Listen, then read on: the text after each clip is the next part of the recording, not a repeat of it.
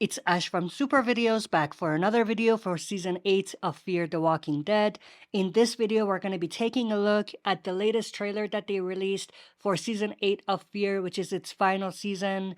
This was released during WonderCon this weekend. It's packed with Easter eggs and callbacks to Season 1 of the original show The Walking Dead. And we actually see Morgan traveling back to King County, where his hometown was, where he first met Rick. There's even a Rick name drop, which is super cool. So stay tuned, we'll be right back to break it all down.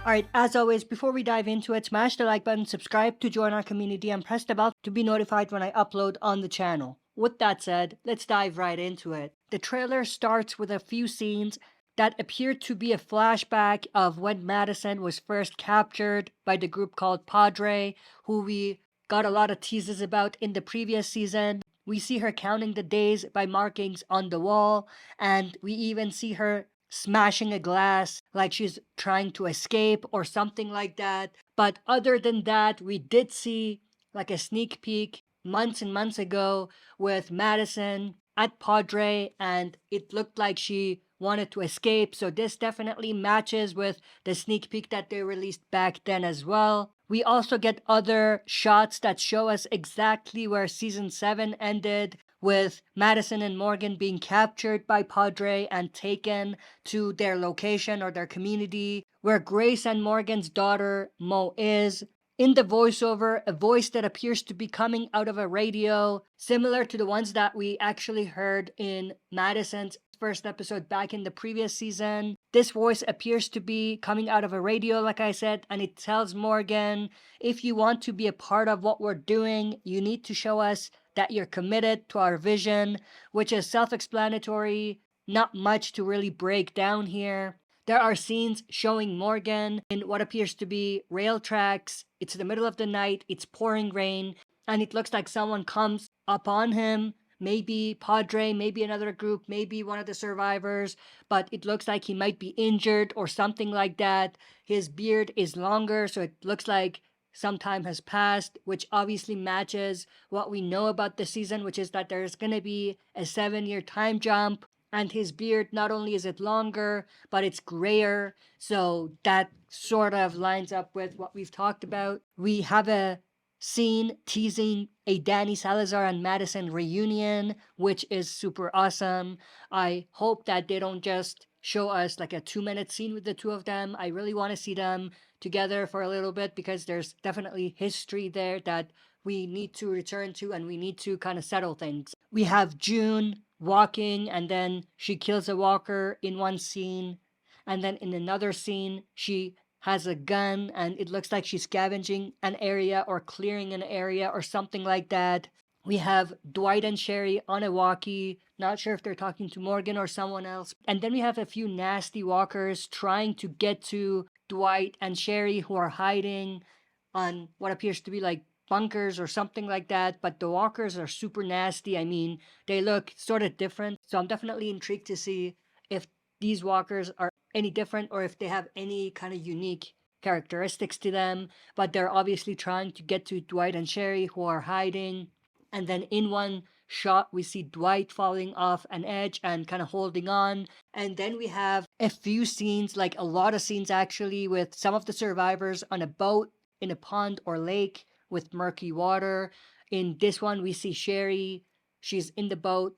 The boat is surrounded by walkers and she's trying to kill off the walkers.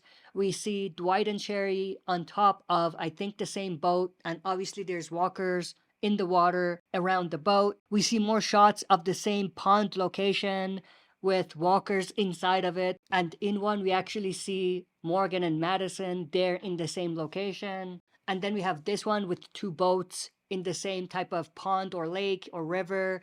It looks like this might be connected because obviously the location is very similar. And then we have a scene where Madison is killing walkers and she's obviously in the same type of boat, not the exact same, but a boat of some sort, and she's obviously killing walkers that are surrounding the boat.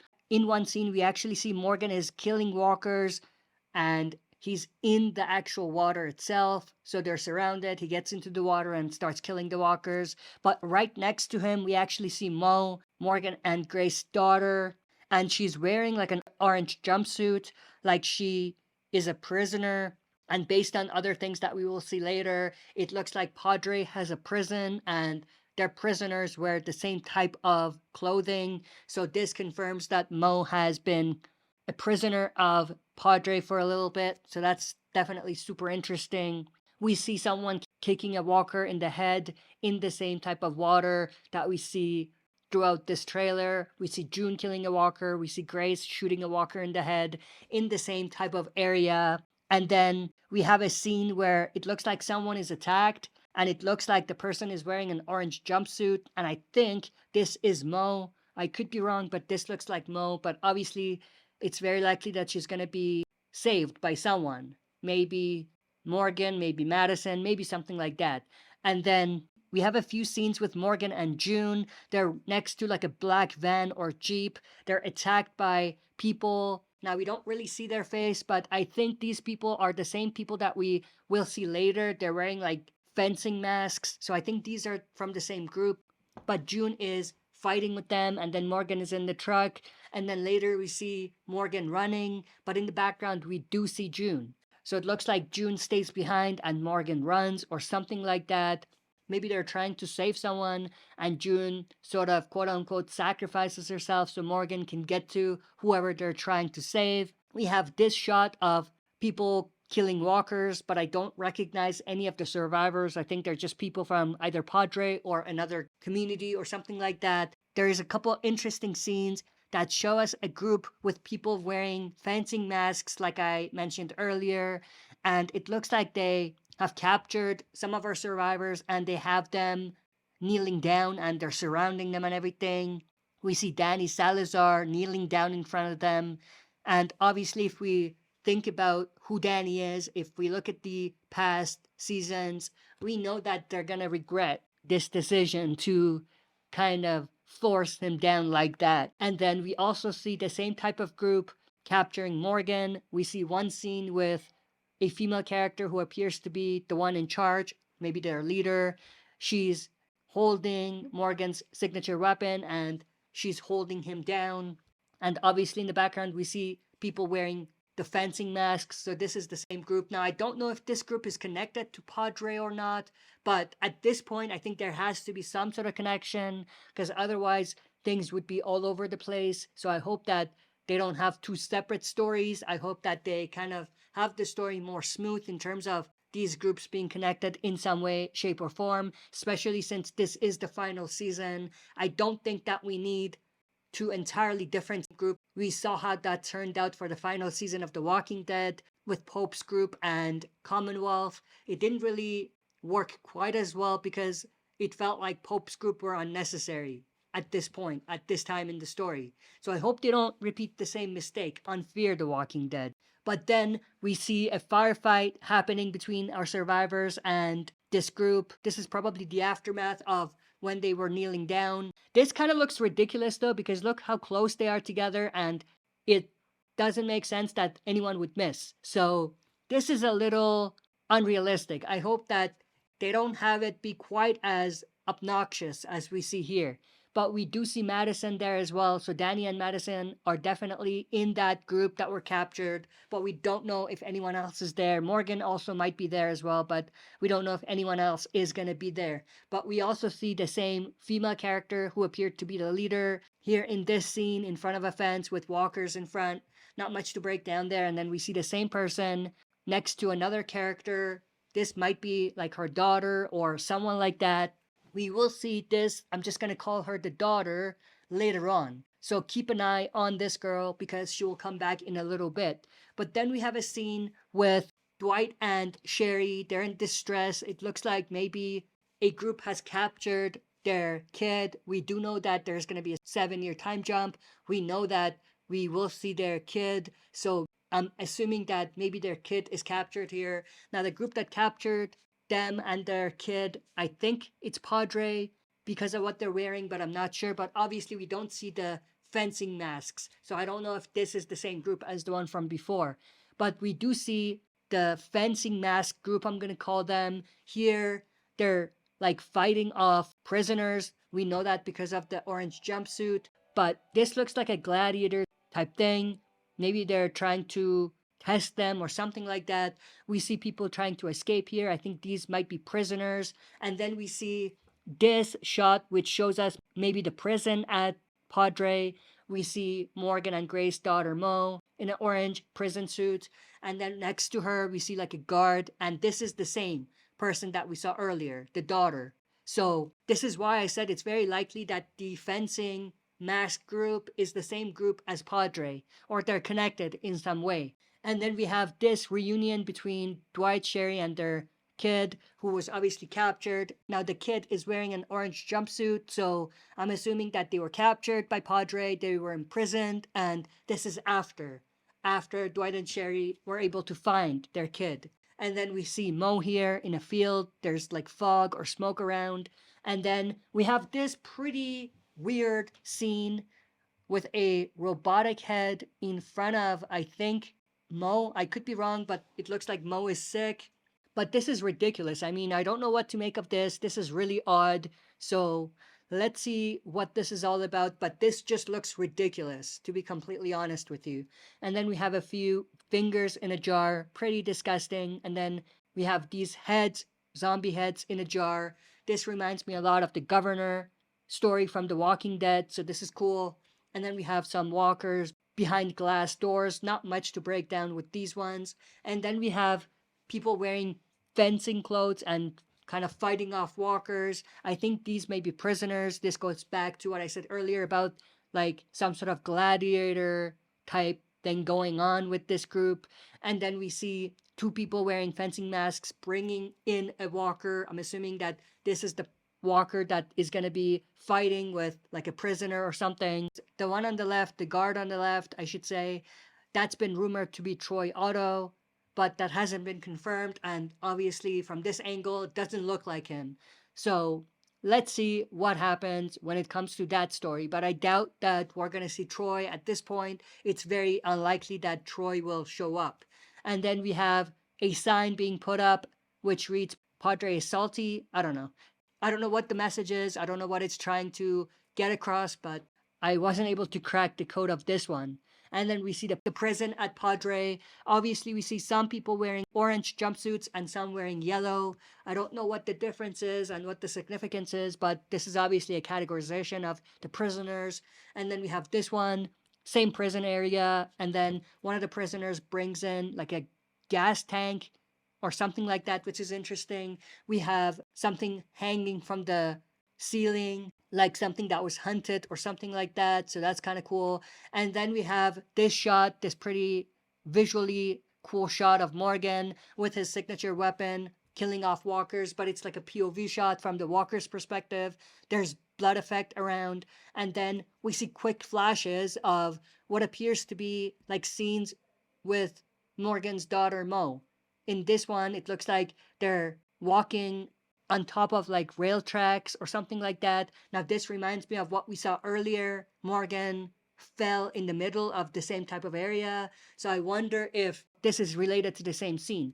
And then we have one, looks like this is Mo, and the people wearing the fencing masks are surrounding her. And then we have Madison killing off a walker here in that same kind of blood effect snapshot or flashback scene, whatever you want to call it. And then we have this one of the daughter, Morgan's daughter.